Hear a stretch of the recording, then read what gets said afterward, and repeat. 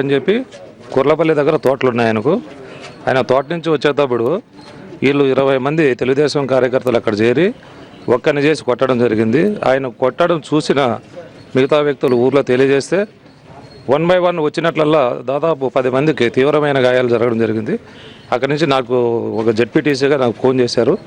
వాళ్ళకంటే ముందే నేను 10 నిమిషాలు హాస్పిటల్కి పోయినా. ముందే వాళ్ళు వచ్చిన తర్వాత అవి తీవ్రమైన గాయాలు, తర్వాత చేతులు ఇరిగినాయి, తలలు పగిలినాయి. వాళ్ళకు వైద్యం చేయించుకుంటా నేను అక్కడనే ఉన్నా. మేము అక్కడ ఉన్నప్పుడే మా రాప్తాడు నియోజకవర్గం సమన్వయకర్త తోపిదేవి ప్రకాష్ రెడ్డి గారు కూడా రావడం జరిగింది.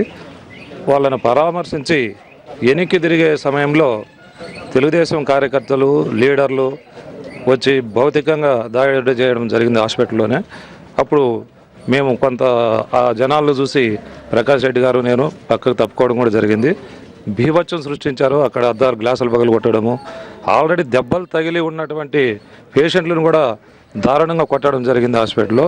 పోలీసులు అయితే ఇన్ఫార్మ్ చేసినా కూడా 25 నిమిషాలు కానీ అక్కడికి వచ్చిన విధి లేదు. తర్వాత అక్కడ ఉన్నటువంటి సెక్యూరిటీ కూడా నేను ఒక్కడిగా ఉన్నప్పుడు ఉన్న సెక్యూరిటీ, వీళ్ళ జనాలు వస్తేనే ఒక్క సెక్యూరిటీ కూడా అక్కడ లేకపోవడం జరిగింది.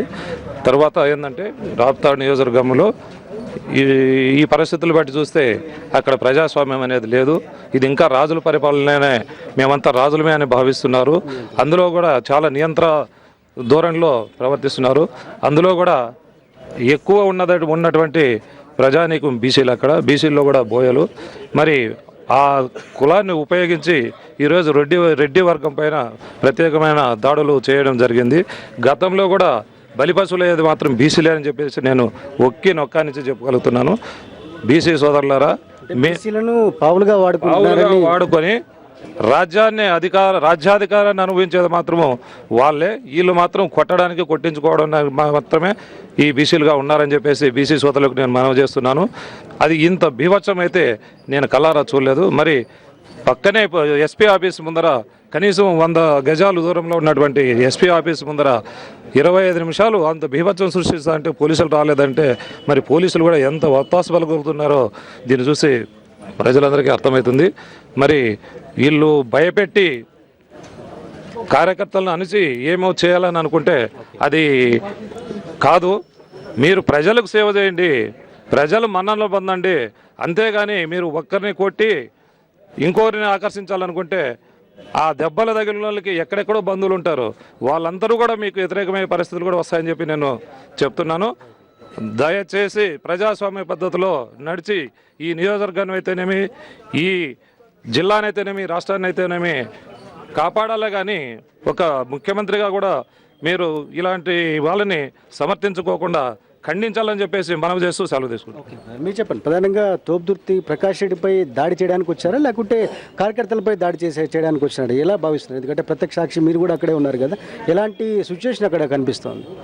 దాదాపు 7 గంటల 40 నిమిషాల సమయంలో మాకు అక్కడ గలాట్ జరిగింది. హాస్పిటల్కి వచ్చినామని చెప్తానే ప్రకాష్ రెడ్డి అన్న గారితో మేము కూడా వెళ్ళాము. మేము అక్కడ గాయపడినటువంటి వాళ్ళను పరామర్శిస్తూ లోపల ఉంటే అవతలి వాళ్ళు ఎవరైతే ఉన్నారో వాళ్ళ పార్టీ నాయకులు అక్కడ వాళ్ళని తీసుకొని వచ్చేసి కేవలం ఉద్దేశపూర్వకంగా అదేదో సినిమాలో నటన చేస్తూ ఒక అతను రెండు వైపుల ఇద్దరిని పెట్టుకొని కుంటుకుంటా వచ్చింది. అతను మళ్ళీ అక్కడికి రాగానే మన వాళ్ళ దగ్గరకు, అదే వైఎస్ఆర్ పార్టీ కార్యకర్తల దగ్గరకు రాగానే అతను సెలైన్ ఎక్కించడానికి ఉపయోగించబడే రాడ్డును తీసుకొని విచక్షణారహితంగా హాస్పిటల్లో కొట్టడం జరిగింది. అదేవిధంగా రేపు ప్రకాష్ రెడ్డి లోపలున్నాడు, వానికి చంపితే ఇంక ఎవరు మనకు అడ్డం ఉండరు, మన అక్కయ్యకి అడ్డం ఉండరు, మన శ్రీరామన్న మనల్ని మెచ్చుకుంటాడన్న ఉద్దేశంతో ఒక్కసారిగా చొచ్చుకొని రావడం జరిగింది. కనీసము అక్కడ ఏ సిచ్యువేషన్లో పోలీసులకు ఫోన్ చేసినప్పటికీ దాదాపు 25 నుంచి 30 నిమిషాల వరకు అక్కడికి పోలీసులు వచ్చిండే పాపాన పోలేదు. గవర్నమెంట్ హాస్పిటల్ 2 టౌన్ పరిధిలోకి వస్తే 2 టౌన్ పోలీస్ స్టేషన్ కూతవేటు దూరంలో ఉంది, డిఎస్పీ ఆఫీసు కూతవేటు దూరంలో ఉంది, ఎస్పీ ఆఫీసు కూతవేటు దూరంలో ఉంది. కనీసం పోలీసు ఎక్కడే కానీ స్పందించిండేది కానీ లేదు. తర్వాత అదేవిధంగా గలాటను ప్రోద్బలం చేసేందుకే టీడీపీ నాయకులకు సంబంధించిన వాహనాలలో అనంతపురానికి చెందినటువంటి చిల్లర మూకలను వేసుకొని వచ్చి బండ్లల్లో రాడ్లు తీసుకొని ఈరోజు వాడిని ఖచ్చితంగా అంతా ముందించాలన్న ఉద్దేశంతో అక్కడికి రాడ్లు కొడివెన్లు తీసుకొని లోపలికి రావడం జరిగింది. నిజంగా పోలీస్ యంత్రాంగం అనేది ఉంటే వాళ్ళపైన కఠిన చర్యలు తీసుకోవాలి. ప్రజాస్వామ్యబద్ధంలో ఉండాల్సినటువంటి ఈ రాప్తాని నియోజకవర్గాన్ని రౌడీల రాజ్యంగా మార్చినటువంటి మంత్రి గారికి మంత్రి పదవి తొలగించి ఇప్పటికైనా చంద్రబాబు తన నిజాయితీని నిరూపించుకోవాలని చెప్పేసి మేము తెలియజేస్తున్నాం. గతంలో మేము ఎప్పుడు కూడా చెప్తూనే ఉన్నాం, వీళ్ళు అధికారం లేకొస్తే ఈ యొక్క ప్రాంతం మళ్ళా తీవ్రమైనటువంటి అలజడికి లోన్ అవుతుంది అని చెప్పేసి మేము మా యొక్క మేనిఫెస్టోలో కావచ్చు, మా యొక్క కరపత్రంలో కావచ్చు మేము స్పష్టంగా చెప్తూ వచ్చాం.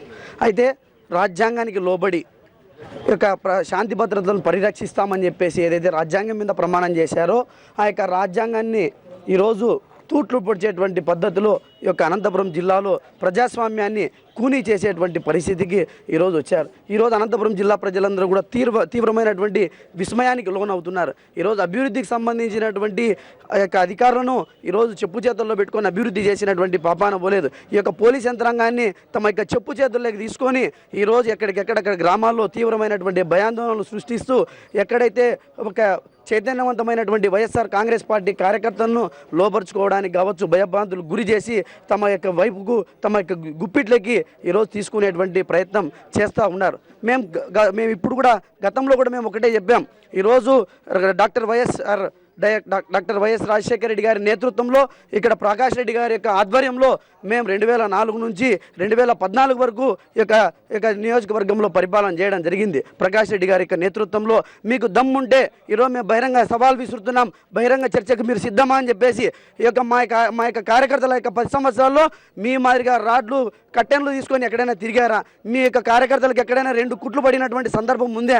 మా యొక్క కార్యకర్తల చేతుల్లో మీరు ఎక్కడైనా 324 సెక్షన్ కానీ 307 కానీ 302 కానీ పెట్టించుకున్నటువంటి సందర్భం ఉంది అని చెప్పేసి ఈ సందర్భంగా మేము డిమాండ్ చేస్తున్నాం. మీకు ఆ రకమైనటువంటిది ఎక్కడైనా ఉంటే మేము ఈరోజు బహిరంగ చర్చకు కూడా మేము సిద్ధమని చెప్పేసి సందర్భంగా మేము తెలియజేస్తూ ఈ యొక్క జిల్లాలో ఈరోజు శాంతి భద్రతలను కాపాడాల్సినటువంటి బాధ్యత ఈ యొక్క ముఖ్యమంత్రి చంద్రబాబు నాయుడు గారి మీద ఉంటుంది. ఈ యొక్క శాంతి భద్రతలను ఈరోజు తీవ్రమైనటువంటి విఘాతం కలిగించేటువంటి పద్ధతిలో ఈ యొక్క జిల్లాలో ఉన్నటువంటి దాదాపు 30 లక్షల మంది తీవ్ర భయాందోళనలకు లోనయ్యేటువంటి పరిస్థితి ఉంది.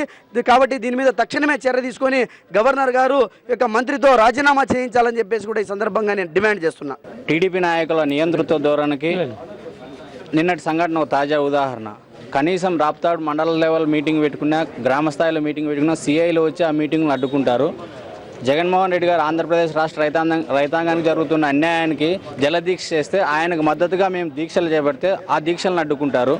అదే మా కార్యకర్తలపై దాడులు చేసి పోలీస్ స్టేషన్లో కంప్లైంట్ ఇవ్వడానికి వస్తే కనీసం కంప్లైంట్ తీసుకునే నాదుడు ఉండడు. మరి ఇంత దారుణం జరుగుతుందంటే అసలు చంద్రబాబు నాయుడు ఈ పరిస్థితులను ఏమన్నా పరిశీలిస్తున్నారా లేదా కళ్ళు మూసుకున్నారా అని మేము ఈ సందర్భంగా అడుగుతున్నాం. ఇది ఇలాగే కొనసాగితే ప్రజలు తగిన రీతిలో బుద్ధి చెప్తారు. చంద్రబాబు నాయుడు ఇప్పుడైనా మీ మంత్రి యొక్క ఆగడాలను గుర్తు చేసుకో, మీ మంత్రి యొక్క ఆగడాలను ఒక్కసారి పరిశీలించు.